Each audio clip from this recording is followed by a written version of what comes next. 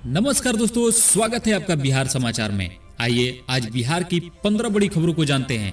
तो फटाफट आप कमेंट बॉक्स में ये जरूर बताएं कि आप बिहार के किस जिले में रहते हैं, और साथ ही आपके मन में कोई सवाल हो तो आप कमेंट बॉक्स में जरूर पूछें और अपने तरफ से एक प्यारा सा लाइक इस वीडियो को जरूर कर दें।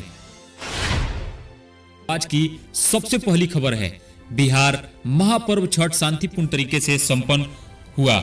कोरोना से मुक्ति के लिए हुआ प्रार्थना। लोक आस्था का महापर्व छठ शांतिपूर्ण तरीके से संपन्न हुआ और पटना समेत बिहार के तमाम जिलों में उगते हुए सूर्य को अर्घ देने के बाद छठ व्रतियों ने पारण किया।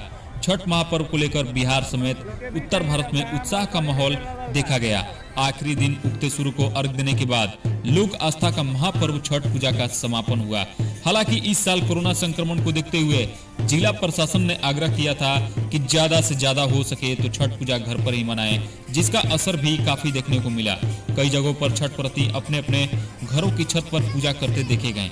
छठ व्रतियों ने कहा कि इस बार कोरोना वायरस संक्रमण की वजह से जो दिशा निर्देश आया है उसको पूरी तरह से पालन हम सब कर रहे हैं, जिसके कारण इस बार गंगा घाट और सोन घाट पर भीड़ कम देखी गई। रोहतास जिले के डेहरी ऑन सोन में उगते हुए सूर्य को अर्घ देकर शनिवार को छठ पूजा संपन्न हो गई।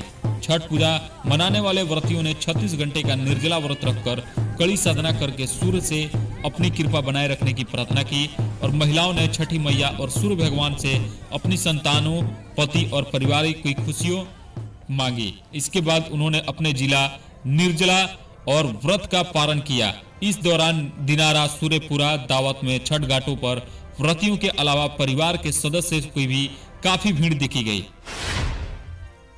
सीएम नीतीश कुमार ने उगते हुए सूर्य को किया अर्घ अर्पित। 4 दिनों तक चलने वाले छठ महापर्व उदीयमान सूर्य को अर्घ देने के साथ ही समाप्त हो गया। सीएम नीतीश कुमार ने शनिवार को अपनी सरकारी आवास एक अणे मार्ग से उगते हुए सूर्य को परिजनों के साथ अर्घ अर्पित किया। मुख्यमंत्री नीतीश कुमार छठ पूजा में शामिल हुए। उन्होंने अपने भाभी को अर्घ दिलवाया। राज्यवासियों की सुख शांति और समृद्धि के लिए ईश्वर से प्रार्थना की। इस दौरान भी वह मास्क पहने नजर आए, जिसका साफ संदेश था कि कोरोना को लेकर सजग रहने की जरूरत है। बता दें कि पूरे बिहार में शनिवार को अगले सुबह से ही छठ घाटों पर व्रतियों के पहुंचने का सिलसिला शुरू हो गया था। सूर्य भगवान के दर्शन होते ही छठ व्रतियों ने उन्हें अर्घ दिया और उसके बाद तमाम विधि विधान के साथ छठ पूजा समाप्त हो गई और धीरे धीरे लोग अपने घाटों से घर की तरफ चल पड़े। बिहार में छठ पूजा के दौरान हुए अलग अलग हादसों और वारदातों में 11 लोगों की जान चली गई। बिहार में शनिवार को उगते सूर्य को अर्घ अर्पित करने के साथ ही सूर्योपासना का महापर्व छठ समाप्त हो गया। राजधानी पटना में शनिवार को गंगा नदी के अलावा बिहार के अन्य हिस्सों में लाखों महिलाओं और पुरुष व्रतधारियों ने उगते हुए सूर्य को नदियां और तालाबों में खड़े होकर अर्घ अर्पित किया। कोरोना के चलते ज्यादातर व्रती इस बार घर पर ही छठ किया। वहीं छठ पूजा के दौरान अलग अलग हादसों और वारदातों में 11 लोगों की जान चली गई। केंद्रीय मंत्री अश्विनी कुमार चौबे का दावा, 2 से 3 महीनों में 40 से 50 करोड़ लोगों को मिलेगी कोरोना वैक्सीन। उदीयमान सूर्य को अर्घ देने के साथ ही छठ व्रतियों ने 36 घंटे का निर्जला व्रत तोड़ा और इसके साथ ही 4 दिवसीय छठ महापर्व समाप्त हो गया। घाट पर उदीयमान सूर्य को अर्घ देने पहुंचे केंद्रीय स्वास्थ्य परिवार कल्याण मंत्री अश्विनी कुमार चौबे ने बक्सर वासियों को भरोसा दिया कि 2 से 3 महीने में कोरोना वैक्सीन सभी को मिलेगी। छठ घाट पर पहुंचे केंद्रीय स्वास्थ्य परिवार कल्याण राज्य मंत्री अश्विनी कुमार चौबे ने नाथ बाबा घाट पर अर्घ देने के बाद गंगा तटों का निरीक्षण कर छठ व्रतियों का हालचाल जाना। केंद्रीय मंत्री ने ईटीवी भारत के माध्यम से देशवासियों और प्रदेशवासियों को शुभकामनाएं देते हुए कहा कि 2-3 माह में कोरोना वैक्सीन 50 करोड़ लोगों तक पहुंच जाएगा। मुजफ्फरपुर जेल में गूंजे छठी मैया के गीत। 220 कैदियों ने भगवान सूर्य को दिया अर्घ। लोक आस्था का महापर्व छठ मौके पर बिहार के जेलों में भी छठी मैया के गीत गूंजे। जेलों में बंद महिलाओं और पुरुष कैदियों ने पूरे विधि विधान से छठ व्रत किया। मुजफ्फरपुर के खुदीराम बोस केंद्रीय कारागार में बंद 220 कैदियों ने भगवान सूर्य को अर्घ दिया। कड़ी सुरक्षा और व्यवस्था के बीच जेल परिसर के पास स्थित तालाब पर छठ व्रत कर रहे कैदियों ने अर्घ दिया। छठ पूजा के लिए जेल प्रशासन ने भी सभी बंदियों को पूजन सामग्री उपलब्ध कराई थी। व्रतियों के पूजा में सहयोग के लिए जेल प्रशासन अतिरिक्त पुलिस बल को तैनात किया था। छठ घाटों पर मिलते बिछड़ते रहे लोग। 24 घंटे में 400 बिछड़े लोगों को प्रशासन ने उनके परिवार से मिलाया। सभी घाटों पर बनाया गया था खोया पाया केंद्र। छठ पूजा के दौरान 24 घंटों में घाटों से 400 लोग अपने से बिछड़ गए। प्रशासन की ऐसी चौकसी रही कि वह बिछड़ने के साथ ही मिल भी गए। बिछड़ने वालों में से ऐसे लोगों की संख्या अधिक रही जिन्हें प्रशासन ने घाट पर लाने से मना किया था। इनमें बच्चों के साथ वृद्ध लोग शामिल रहे। प्रशासन का कहना है कि सुरक्षा और संवाद की व्यवस्था ऐसी की गई थी जिससे बिछड़ने वालों को उनके परिवार से मिलने की समस्या नहीं हुई। अलग अलग घाटों से मिली जानकारी के मुताबिक शुक्रवार और शनिवार को 24 घंटे में 400 से अधिक बिछड़े लोगों को प्रशासन ने उनके परिवार से मिलाया। दीघा के पाटिल पुल घाट पर आधे घंटे में 400 से 500 लोग अपने परिजनों से बिछड़ रहे थे। सबसे अधिक कलेक्ट्रेट घाट से लोग बिछड़ रहे थे। पटना सिटी के घाट से भी लोग परिजनों से बिछड़ रहे थे। पाटिल पुल घाट के राहत कैंप पर तैनात पुलिस और एनडीआरएफ के अधिकारियों का कहना है कि घाट काफी बड़ा है और भीड़ अधिक होने के कारण बच्चे घर वालों से बिछड़ जा रहे थे। बताया गया कि ऐसे बच्चों पर नजर रखने के लिए लोगों को लगाया गया था। कोई भी बच्चा अकेले दिखा या फिरते दिखा तो उसे पकड़कर राहत केंद्र लाया जा रहा था और फिर पब्लिक एड्रेस सिस्टम से अनाउंस कर उनके परिजनों से मिलाया जाता था। अहमदाबाद में 57 घंटे का कर्फ्यू। कल रात से पूरे शहर में सन्नाटा। सड़कों पर आवाजाही थमी, मंदिरों में लगे ताले। कोरोना की दूसरी लहर से गुजरात को फिर से अपनी चपेट में लेना शुरू कर दिया है। खास तौर पर अहमदाबाद की हालात ज्यादा खराब है। इसी के चलते यहां शुक्रवार रात 9 बजे से सोमवार सुबह 6 बजे तक के लिए कर्फ्यू लगा दिया गया है। कर्फ्यू के पहले दिन पूरे शहर में सन्नाटा पसरा हुआ है। मंदिरों में भी ताले लग गए। सड़कों पर नाम मात्र की आवाजाही रही। वही संवेदनशील इलाकों में पुलिस की पेट्रोलिंग जारी है। कर्फ्यू के नियमों के उल्लंघन करने वालों के खिलाफ सख्ती बरतने के आदेश हैं। शहर के एसजी हाईवे, आश्रम रोड, लाल दरवाजा, Kalupur, Bapunagar, Naroda, Sarkhej, ring road, national highway, content road और शाहपुर, असारवा, साबरमती, चांदखेड़ा इलाकों में जबरदस्त पुलिस बंदोबस्त लगा दिया गया, जिससे बिना चेकिंग के शहर में कोई भी एंट्री न कर पाए। कर्फ्यू की गाइडलाइन के अनुसार शहर में भारी वाहनों, बस, ट्रक की एंट्री पर बैन है। बाहर से आने वाले को बस को बाईपास पर ही रोका जा रहा है और यात्रियों को उनके घर तक पहुंचाने के लिए बसों की व्यवस्था की गई है। इसके अलावा दूसरे शहरों से आने वाले लोगों के निजी वाहनों पर रोक नहीं है। हालांकि इन्हें गाइडलाइन नियमों का पालन करना होगा। कर्फ्यू का खौफ से अहमदाबाद में एक ही दिन में 10 करोड़ रुपए का किराना सामान बिका। दूध की खपत में भी 2 लाख लीटर ज्यादा रही।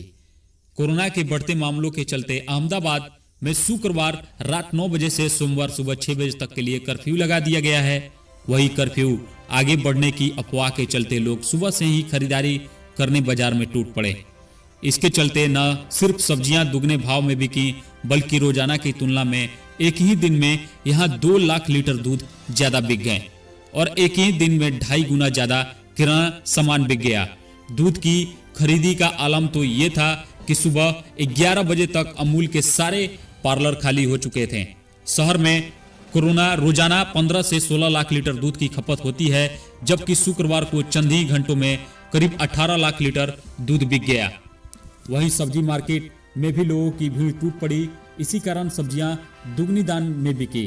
गुरुवार तक यहां आलू टमाटर की कीमतें 30 से 40 की थी, उनकी कीमतें 60 से 70 रुपए क्रॉस कर गई। कालूपुर मार्केट के प्रमुख श्यामा भाई हरि भाई के अनुसार दूध सब्जी के साथ साथ शुक्रवार को किराना की सामान की भी जमकी खरीदारी की गई। आमतौर पर रोजाना 3 से 4 करोड़ रुपए का ही किराना बिकता है, लेकिन शुक्रवार को 7 से 10 करोड़ रुपए तक की किराना की बिक्री हो गई और यही हाल नमकीन की दुकानों का भी था। पंजाब में सरकार से बातचीत की शर्त पर किसानों ने 15 दिनों के लिए रोका आंदोलन। फिर शुरू होगी सेवाएं।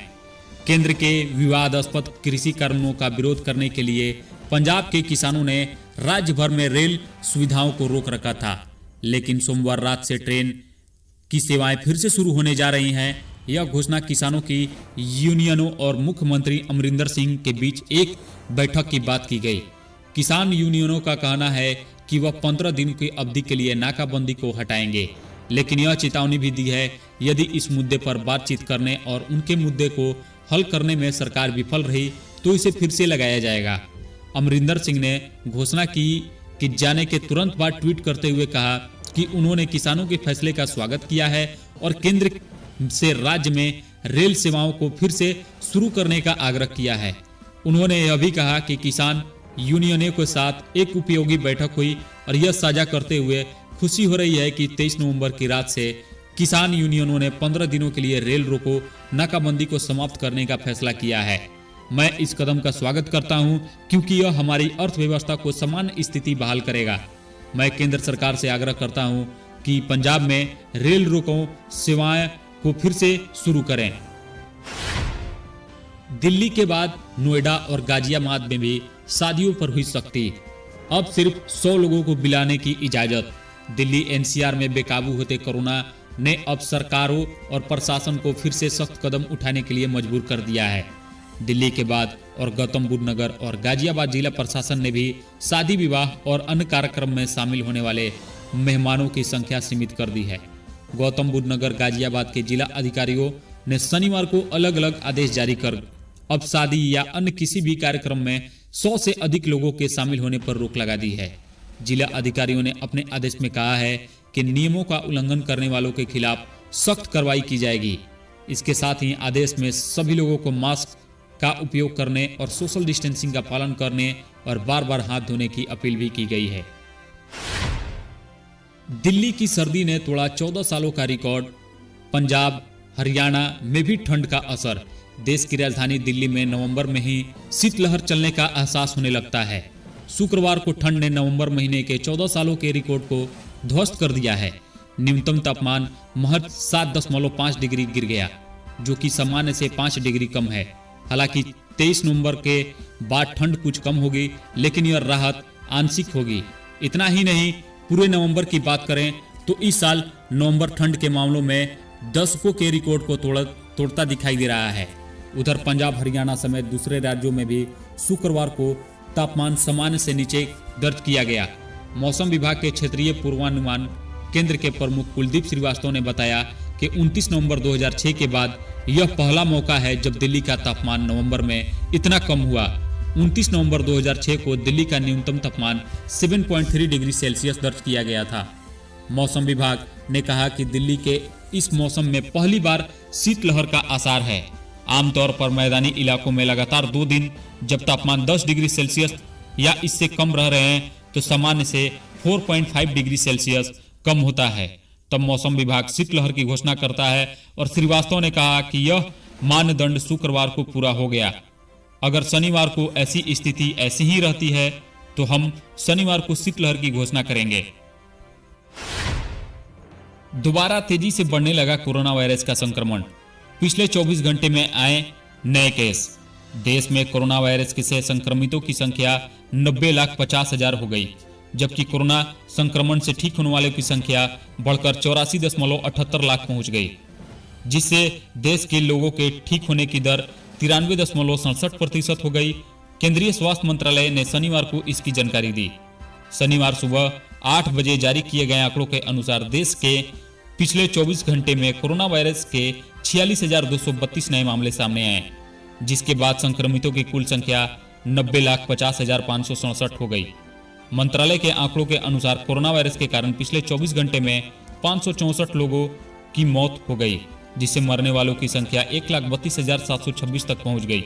आंकड़ों के अनुसार आज लगातार 11वें दिन में उपचाराधीन मामलों की संख्या 5 लाख से कम है। देश में 4,39,747 मरीजों का अस्पताल में इलाज चल रहा है, जो संक्रमित मरीजों की कुल संख्या का 4.86% है। दोस्तों, इस प्रकार का वीडियो अपडेट पाने के लिए प्लीज मेरे चैनल को एक लाइक, सब्सक्राइब और शेयर जरूर करें। मिलते हैं दोस्तों अगले वीडियो में। जय हिंद, जय भारत।